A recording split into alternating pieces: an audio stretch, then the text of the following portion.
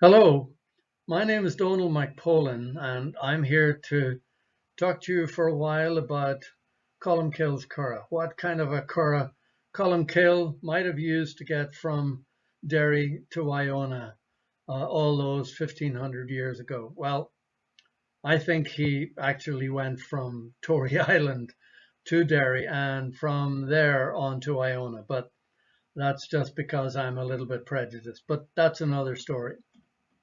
Now, an amateur marine historian, and I've been fascinated with traditional Irish boats all my life, particularly since I spent a lot of time as a child in the great boatyard of MacDonald's in Moville and latterly in Greencastle. Later on, I developed an interest in the curraghs of Donegal, and I've written a little bit about them.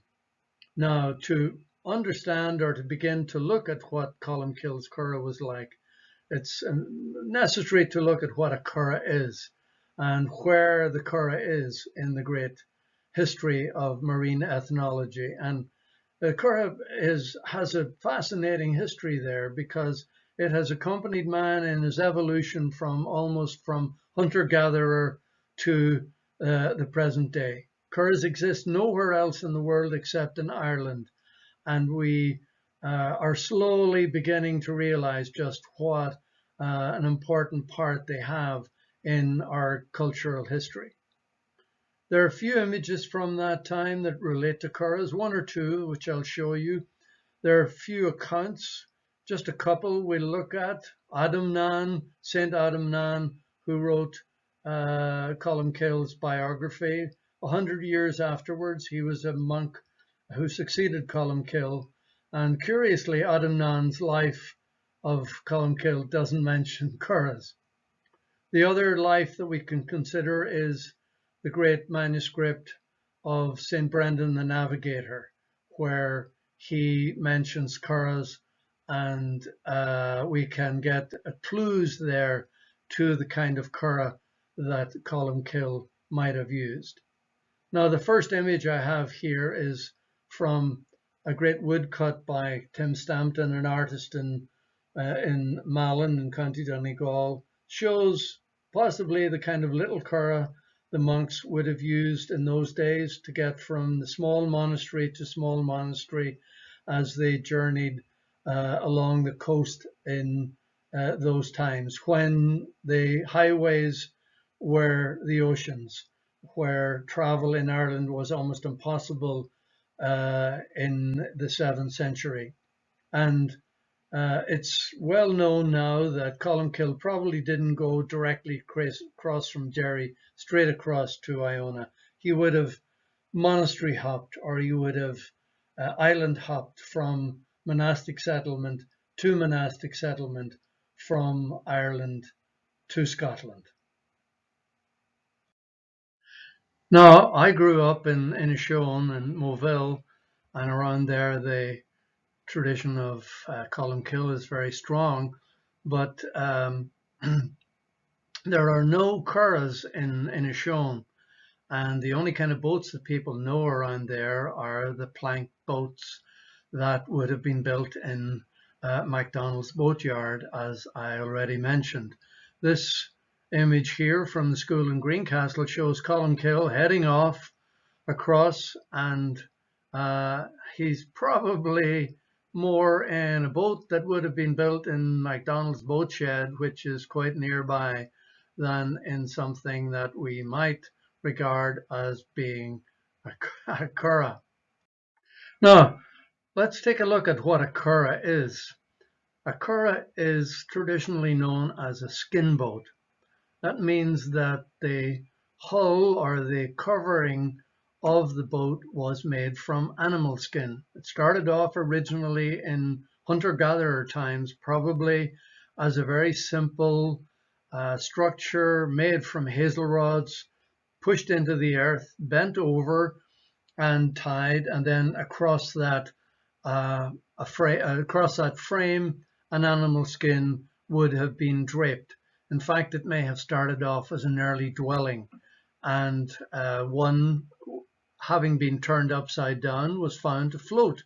So the early hunter-gatherers, instead of having to wade across rivers or walk around lakes, discovered that they could make a boat in a very simple method like this, and use it to navigate themselves, paddle across a lake or across a river. Now, this basic round frame covered in animal skin survives from hunter-gatherer times right down through history, almost to the present day. In fact, when we see later on, we'll see that this same kind of primitive skin boat is still made today. For example, here is 1st century AD, a skin boat.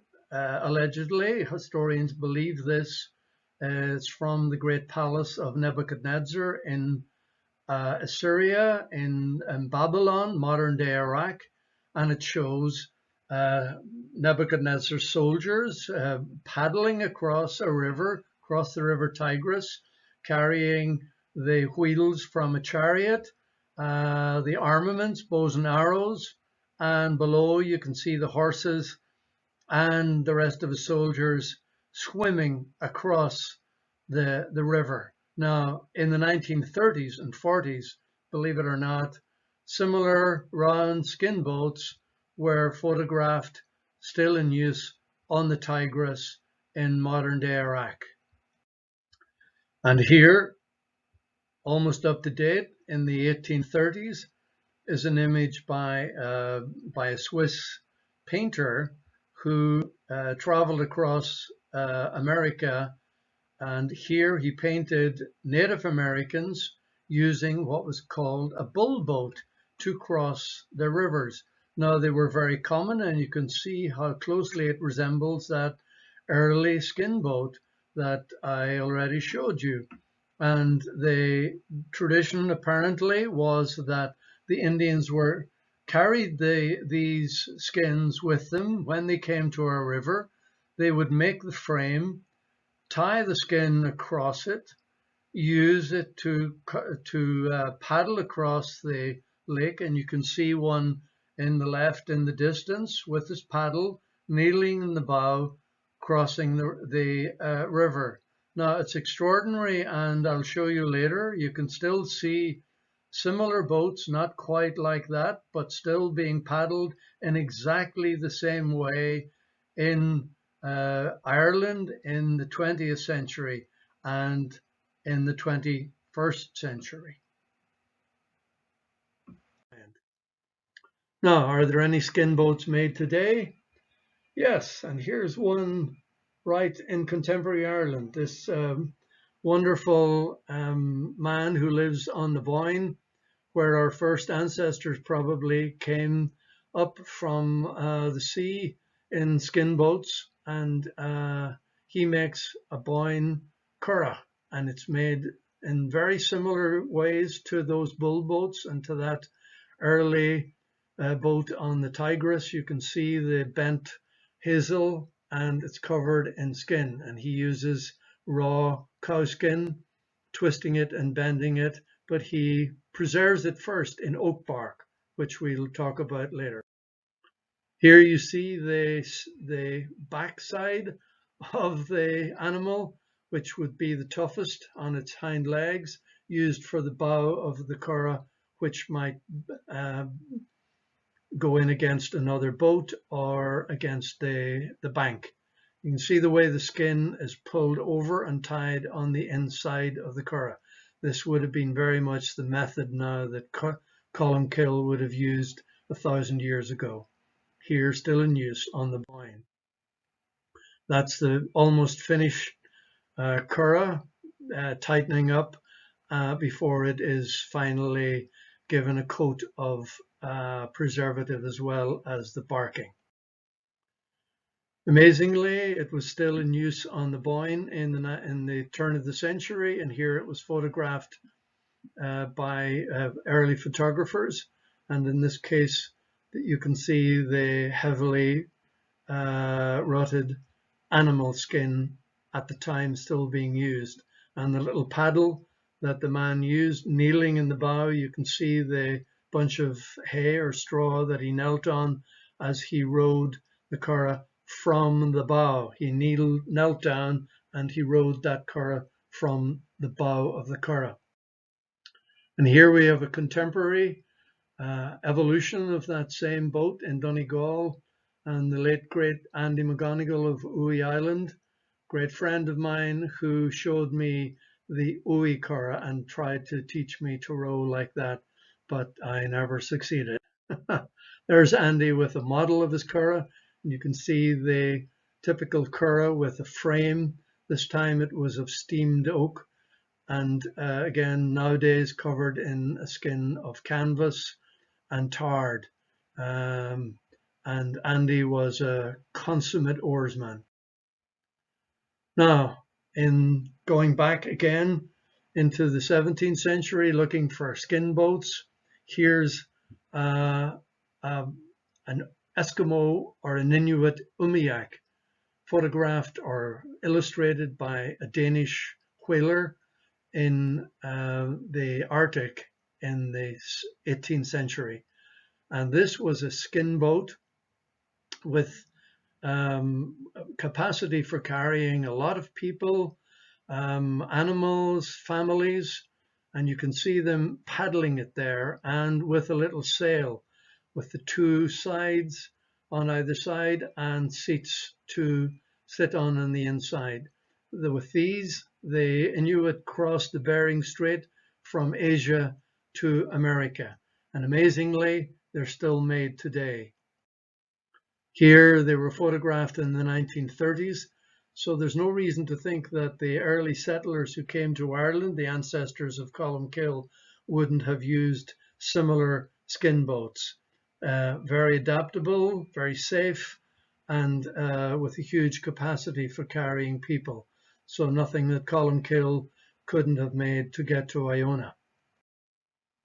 Now, everybody knows in Ireland about curraghs. Well, most people would know. And so there are lots of contemporary curraghs.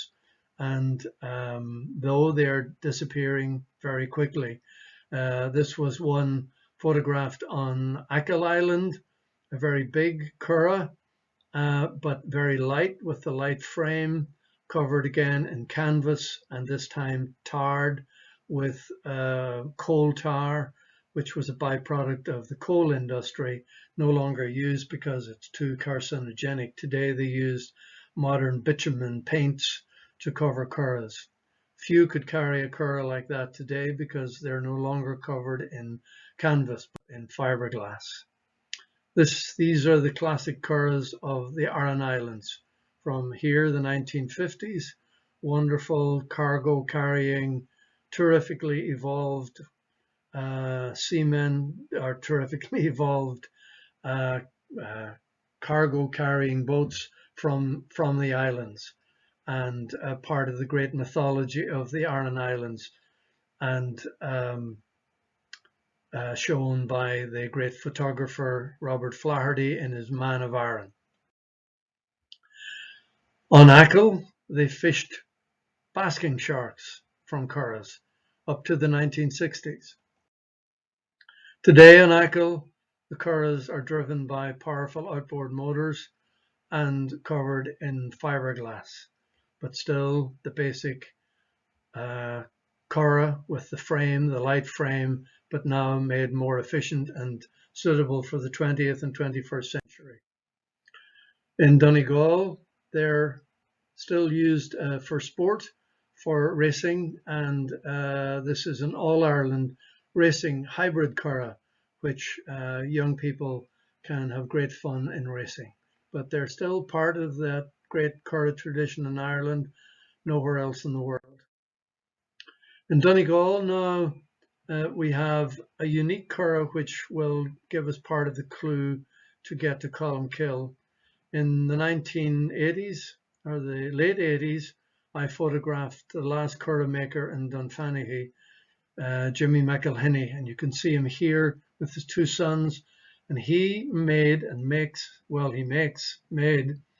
a unique curragh called a Dunfanaghy or a Sheephaven Curragh, very old and harking back to the Curraghs of Colmcille, with ribs of bent hazel on a cheap deal frame covered in tarred canvas. These were common in Donegal, widely photographed in the 1900s. And here you can see the interior of the hazel rods, but the fore and aft, front and aft pieces were split hazel rods. So very local materials, tarred canvas again, cheap material. The poor man's trawler, as it was called.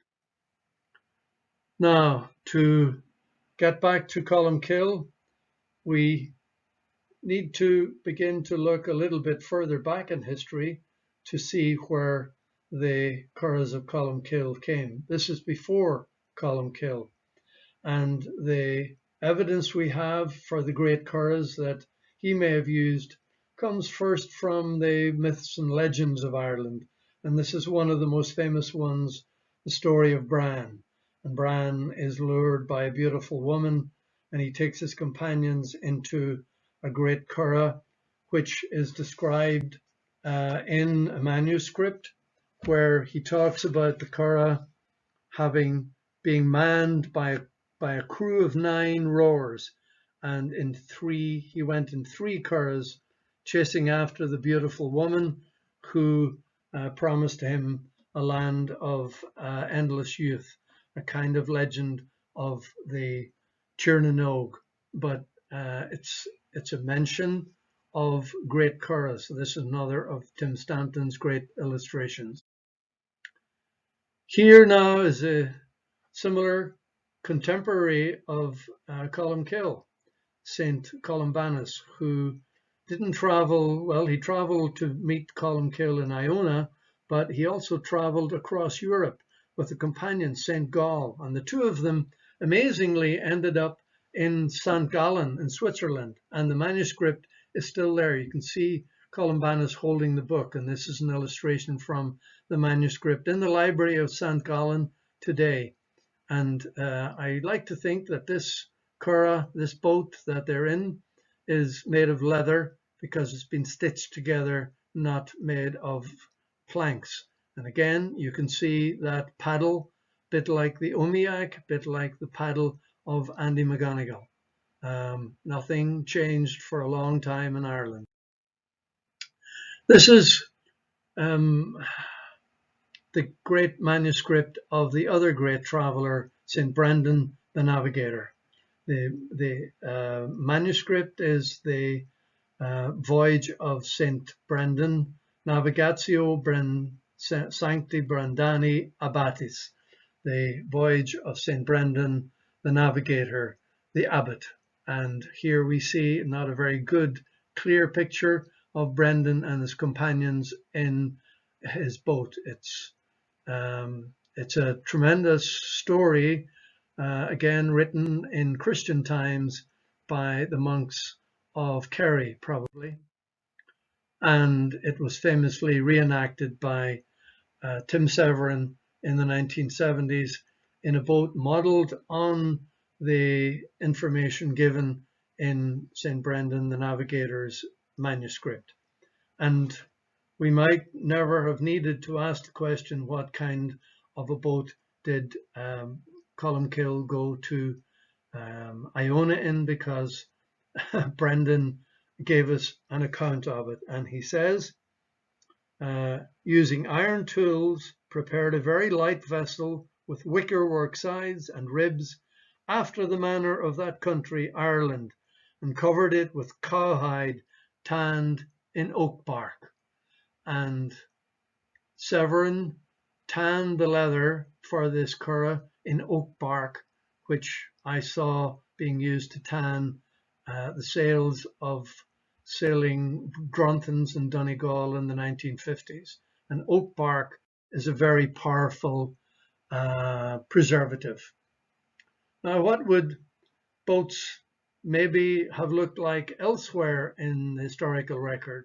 Well, this is a famous one from the 1st century AD, a little bit before Colmcille. It's called the Golden Boat. It's reckoned to be a curragh, but there's no evidence. There's no hard and fast evidence. It may be a ritual object or a goldsmith's fantasy.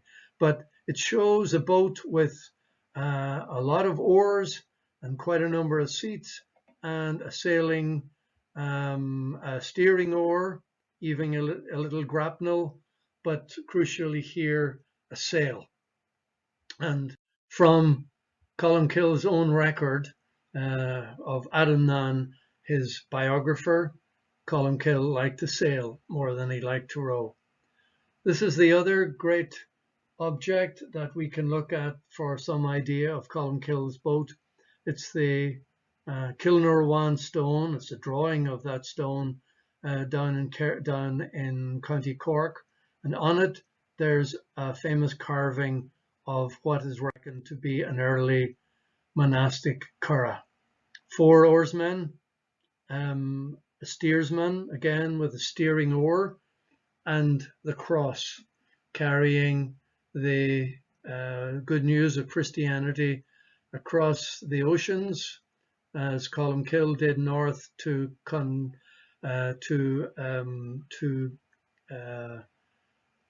convert the Picts, and Columbanus, who brought Christianity to the Europe of the Dark Ages.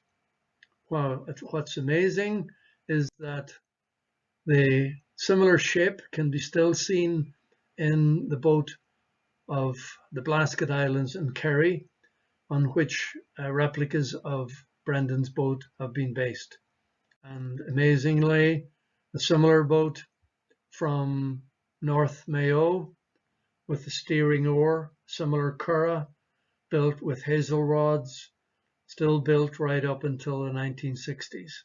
So showing you how little had changed in Ireland even from St. Colmcille's day. But unfortunately, these boats aren't being made anymore, but some replicas have been made of this one. This is just an odd picture because it comes from much later, from Colmcille's time, and it's from the 17th century. And it's from Colmcille's time through the conquest. There's very little record of curraghs, but this one survived by, illustrated by Thomas Phillips, and it's a boat of the wild Irish, as he says himself, a portable vessel of wicker, ordinarily used by the wild Irish. So we presume it may be an ancestor of the type of boat that Colmcille had, and which were still in existence in parts of Ireland, certainly seen, observed firsthand by Phillips. And we can see here the almost a 30-foot long boat, very roomy, made of wicker, that's woven hazel willow, and covered with stitched leather skins, and a sail. But what does Colmcille himself have to say?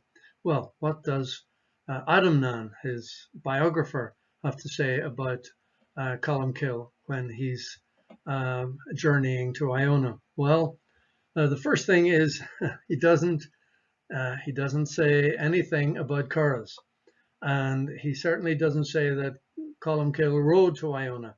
Colmcille obviously liked sailing, because Adamnan quotes from the beginning of his biography of Colmcille, and I quote, "In the 42nd year of his age, St. Columba, resolving to seek a foreign country for the love of Christ, sailed from Ireland to Britain."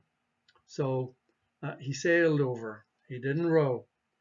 The only reference in the whole of Adamnan that I've been able to find to anything resembling a curragh is in the later part of it, where Colmcille talks about one of his disciples, Cormac, who goes off sailing to found another monastery somewhere, and he's well out into the depths, and his boat is amazingly attacked by very strange creatures, in which Adamnan says they struck the side, prow, and stern of the vessel so violently that it seemed as if they could penetrate the leathern covering which protected the exterior of the ship. So we have from the mouth of Adamnan the fact that leather was the covering of the boat that was used at the time, and we presume would have been the same for Colmcille's own. Now, if we want to consider what Colmcille, how his boat would have been built, what it might have been like, we can again look a little bit at some of the historical pictures. And here we have the two fishermen of Dunfanaghy building a Dunfanaghy curragh, and this would have been close enough in Donegal to Gartan, where Colmcille came from, and probably the method hasn't changed very much. You can see the wooden frame, you can see the hazel rods being bent over in preparation for the pieces going from front to back. Over this, the canvas cover would have been put in this case, but in ancient times, the animal skins. Another clue to how the Colmcille boat would have been constructed is here you see an old fisherman from Dunfanaghy, Bert Robinson, tying the curragh. It was tied and still is with long lengths of twine. In the past, it might have been animal fiber or rawhide, but this is the way that a curragh is traditionally constructed. And the curraghs of Donegal are the only ones today that are still made in this method. The curragh seen here is not a curragh, it's an Eskimo umiak, and it's the frame of one before the covering was put on it of walrus skin. The walrus skin was waterproof, so it didn't need to be barked or didn't need to be preserved. But amazingly, the umiak is still built upside down, the same as an Irish curragh. This is the great curragh of Kerry, the Nevogue, the way it is made in modern times with sophisticated milled timber, bent steamed oak, but you can see the fact that it's still built upside down and now covered nowadays in sophisticated material, probably nylon, Kevlar, or fiberglass. So this is a good example of possibly what the final curragh of Colmcille might have looked like, and it was built by Clive O'Gibney of Dunor. It's called the Bowan. He built it several years ago, completely from local materials. You can see that it's covered in animal skins. They've been sewn together, and the skins have been pulled over the sides of the curragh and lashed to a long length of timber on the inside. And these skins would have been soaked in oak bark to preserve them, but in Colmcille's time, as well as oak bark, they would have been preserved by tallow. That's animal fat would have been poured hot onto them, or they would have used beeswax or sheep's wool grease. It would have been an incredibly smelly process, but it had to keep the skin or the hull of the curragh waterproof. So this is possibly close enough to what the final curragh of Colmcille might have looked like, but he would have had a mast and oars or paddles. This is the sail that Clive made for his curragh, and it's made from deerskin. And you can see how wonderfully he has sewn it. In this case, he would have used wax end, flax covered in wax, the kind of stuff that the old shoemakers made long ago to sew the boots of their customers. and again, to keep it waterproof and to preserve it. This is Clyde's Great Curragh, contemporary Great Curragh, possibly similar to the one that Colmcille might have built, but much bigger. In this case, he has used almost 40 complete cowhides. He's 2 masts, and he's hoping to sail this to demonstrate how the great stones of Newgrange would have been brought from County Down, I think, down to the mouth of the Boyne and sailed up to Newgrange. Now, in the 20th century, there were a lot of reenactments of the curragh that Colmcille might have made to go to Iona. But now in the 20th century, they used modern curraghs and modern materials. This was the first reenactment in 1963 with a curragh built by Jim Boyd of Bunbeg, based on a curragh model developed by Richard McCullough of Belfast and rowed by 12 oarsmen, and they made the journey from Derry to Iona via some of the small islands on the way. This is the route that they would have taken out from Derry over to Port Ballantrae. And similar to the Irish monks, they would have visited all the little small monastic settlements along the way that would have been there in Colmcille's time. So Colmcille wouldn't have gone straight across to Iona. He would have monastery hopped from small monastic settlement where he would meet up with his friends, fellow disciples. He would have shared information. They may have shared books and manuscripts. It would have been a longer journey, but it would have been keeping the Christian communities of this part of Scotland together. These little monastic centres can still be seen today on the coast of Scotland. This is Kilkieran and Islay, a little monastic church, probably from Colmcille's time, and you can see the great cross, great Celtic cross without the ring. Here is the famous cross of Kildalton in Islay, and the legend is also that St. Bridget went to Islay as well. She wasn't a contemporary of Colmcille, but she's known to have been in Islay. And this great cross in Kildalton resembles the great cross of Colmcille on Iona. Here's the great curragh made by Eddie Hutch of Kerry for Robin Ruddock in the 1990s, 1998. 30-foot long curragh built and carried 8-10 oarsmen, and Robin successfully sailed from Derry in one of the anniversary voyages over to Iona. Now, this curragh, though it resembles the curragh that might have been used by Colmcille, is very much a modern curragh, based around the same type of frame, but not with animal skins, obviously.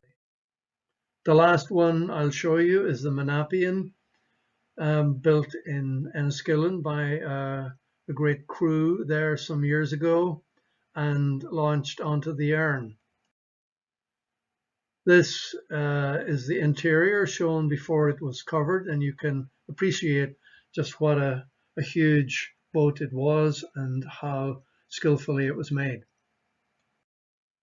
Here it is with 10 oarsmen, and you can see the same steering oar at the stern. This would probably have been the approximate size of Colmcille's curragh if he was taking those 12 men. They can go quite easily in a curragh like this on an expedition carrying a lot of supplies if they go short journey to short journey. This is it rowing on the Erne recently. Wonderful curragh, great people, great crew. This is a curragh that came from Brittany some years ago, possibly closer to the adventurous spirit of the people who row skin boats today, not with a stern oar, but with a side oar, but again with leather sides in the tradition of Colmcille. This is what I like to think of what Colmcille might have looked like going to Iona 1,500 years ago in a similar curragh. This is the Menappian again, sailing off the Blasket Islands. All the oars in, sailing with a flax sail, two masts, very steady, very safe, and very able to take big seas and take their crew from place to place, coasting as Colmcille had done. So once again, Boan, what I would consider is relatively close to what Colmcille might have gone to Iona in. But I'd like to finish with a picture of the ancestors, not the ancestors, the descendants of Colmcille rowing across in a little curragh back in the 1960s to Gola Island, traditional Donegal curragh. Here's Colmcille's island of Tory. We know he went from the mainland to Tory, first of all, to found his monastery there. And to this day, the curraghs are still made there. These are the two typical Tory curraghs and the great Tower Cross of Tory. And lastly, what's the place for Colmcille and curraghs today? Well, I like to think that curraghs still have a great place to play in our contemporary world, where young people are able to build a boat from very simple materials, very sustainable materials, and launch out into the sea and learn to row again, learn to use the old skills of being resourceful and dependent on each other, and find a way to get back in touch with the simple ways of living in those times, and maybe with the spirit of Colmcille. Thank you.